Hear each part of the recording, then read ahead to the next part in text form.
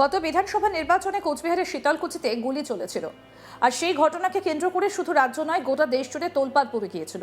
এবার ফের ভোটের বাজারে গুলি কোচবিহারে। শুনেই চমকে গেলেন তো? না, এবার অবশ্য রাবার বুলেট চালানো হয়েছে। জানা যাচ্ছে অনুপ্রবেশ রুখতে রাবার বুলেট চালিয়েছিল বিএসএফ এর চালানো সেই রাবার বুলেটে আহত হয় এক বাংলাদেশি যুবক। পাল্টা কোচবিহারের মেখলিগঞ্জের বাগডোগরা ফুলকাবাড়ির বাসিন্দা পেশায় কৃষক সহদেব বর্মনকে অপহরণ করে বাংলাদেশের দুষ্কৃতীরা। পরবর্তীতে বিএসএফ বাংলাদেশ সীমান্তরক্ষী বাহিনীর সঙ্গে বিষয়টা নিয়ে আলোচনা করে। দীর্ঘ আলোচনার পর মুক্তি পান অপহৃত ওই ভারতীয় কৃষক। কি বলছেন অপহরণের পর মুক্তি পাওয়া কৃষক সহদেব বর্মন, আসুন শোনাই। বিজেপির কথা বললে ভুল হবে, সাধারণ পাবলিক লোকরাই নিয়ে গেছে। আপনাকে কেন নিয়ে গেল? ওরা নাকি ওই ভোটারে কি কেলেঙ্কার হয়েছে ওদের আমাদের বিজেপির সাথে, তার জন্য আমাকে ওই কেলেঙ্কারের বিচার করার জন্য আমাকে নিয়ে গেল। আচ্ছা, আপনি কি করছিলেন মাঠে? আমি ওখানে মাঠে চাষ করতে গিয়েছিলাম। আচ্ছা, আর চাষ করার অবস্থায় আমার গরু দুটাও ছিল ওখানে।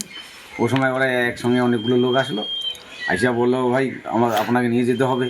তখন তো আমি অতগুলো লোকের সঙ্গে তো পেরে ওঠা সম্ভব নয়, যাই ওরা বললো তাই আমি বলে ওদের বাংলাদেশে যেতে বাধ্য হলাম। আপনাকে নিয়ে গিয়ে কি করলো? নিয়ে গিয়ে আমাকে অন্য কিছু করে নেই, একজন একটা আমাকে ধাক্কা দিচ্ছে, যেটা ঝুট বলে মিথ্যা বলে হবে না। তাছাড়া বাকি সমস্ত লোক আমাকে কিন্তু ওই না আনারই প্রস্তাব ছিল সবার, এই দেখে কেন নিয়ে আসলেন এই আর কি। কিন্তু আমাদের জায়গাটা খুব খারাপ পরিস্থিতি, নইলে আমাদের এইভাবে যাইতে হতো না। কি দাবি রাখবেন? না, আমরা চাই যে ওই ভোটার যদি সরকার আমাদের কিছু করতে চায় তাহলে করে দেখাও, নইলে আমাদের ফালতু জন্য ওখানে আমাদের মান সম্মানের হানি হয়। এগুলো কি ভালো যে এইভাবে আমরা নিজের খেতে চাষ করতে যাব আর পরে আবার এই সম্মানের মধ্যে পড়তে হতেছে।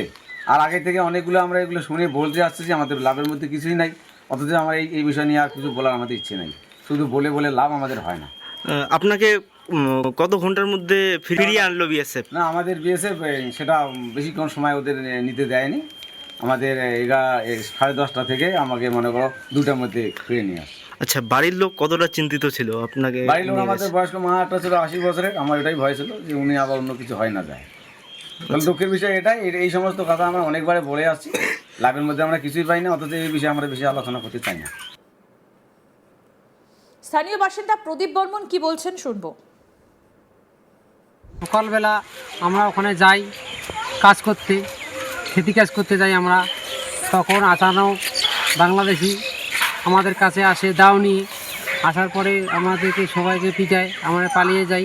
পালাতে পালাতে আমাদের একটা দাদা, যেটা তো দাদা, তাকে আচানক ওরা 10-12 জন আসে গরু তো মানুষ থেকে নিয়ে যায় বাংলাদেশে, ইন্ডিয়া থেকে।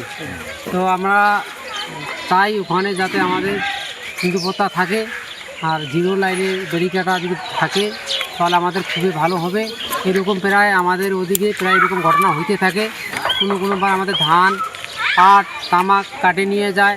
এবার আমরা চা বাগানের ওখানে আছে, আমাদের চা বাগানও অনেকবার উখড়ে দিছে বাংলাদেশের মানুষ।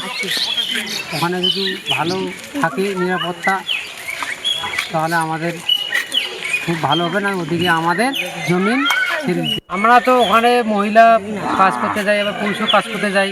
এভাবে যদি বাংলাদেশের দুষ্কৃতীরা আমাদের কাছে মহিলাকে নিয়ে যায় তাহলে অবস্থা খুব খারাপ হবে।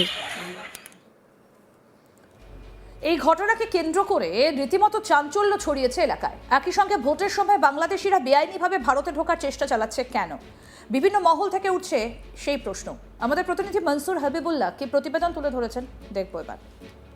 আবারও কাঁটাতারের ওই পারে ভারতীয় জমিতে চাষাবাদের সময় ভারতীয় এক চাষিকে অপহরণ করে নিয়ে গেল বাংলাদেশি দুষ্কৃতীরা।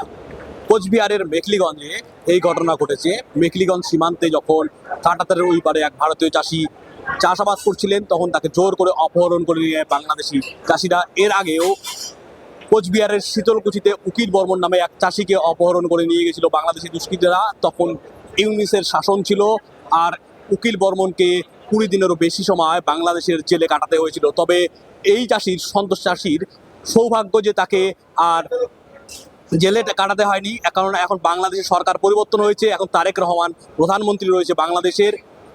আমাদের ভারতবর্ষের বিএসএফরা বাংলাদেশের সীমান্তরক্ষী বাহিনীর সঙ্গে আলোচনা করেন এবং দ্রুততার সঙ্গে ওই আমাদের অপহৃত ভারতীয় চাষিকে ফেরত নিয়ে আসেন আমাদের দেশে।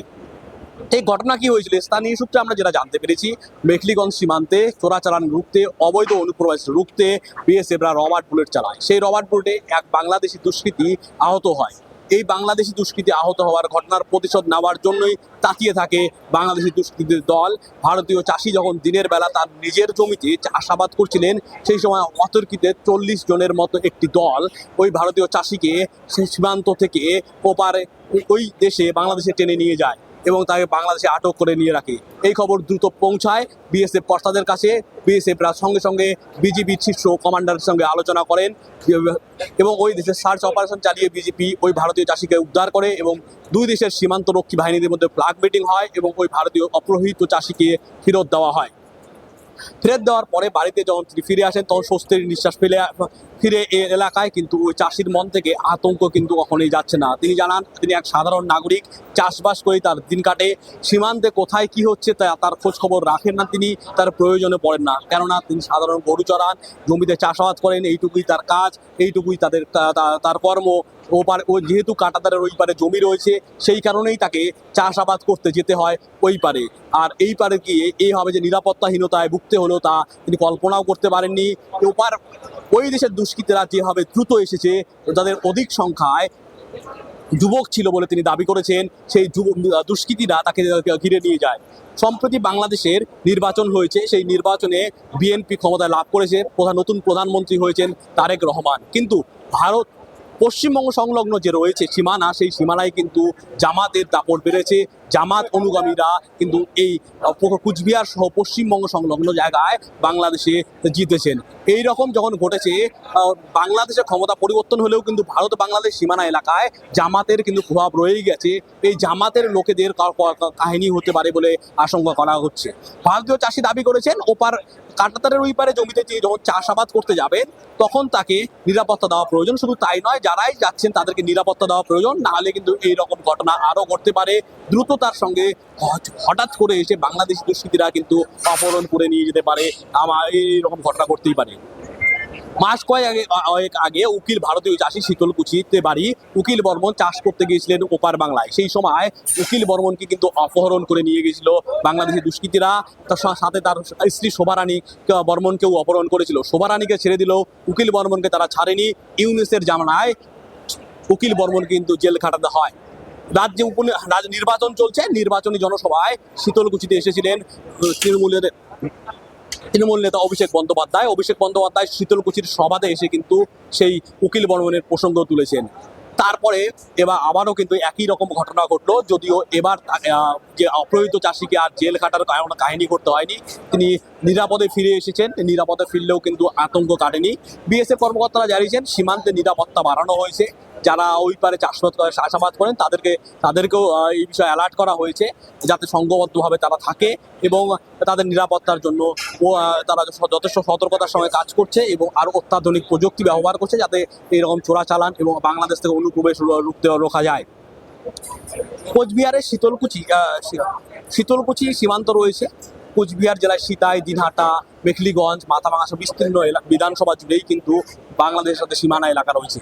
মেখলিগঞ্জ বিধানসভা দিয়েই বয়ে গেছে তিস্তা নদী, আর তিস্তা নদীর যে রয়েছে বাংলাদেশ সীমান্ত, সেই সীমানা কিন্তু উন্মুক্ত, এখনো কাঁটাতারের বেড়া হয়নি অধিকাংশ জায়গায়। সেই কারণে এইসব জায়গা কিন্তু অনুপ্রবেশের একদম বলা চলে যে অনুপ্রবেশের ঘাঁটি, সেই অনুপ্রবেশের ঘাঁটি রুখতেই কিন্তু রাবার বুলেট চালিয়েছিল বিএসএফ এর জওয়ানরা। বিএসএফ এর এই জওয়ানদের এই রাবার বুলেট চালানোর প্রতিশোধ নেওয়ার জন্যই কিন্তু এই ঘটনা বলেছে বলে ওয়াকিবহাল মনে করছে।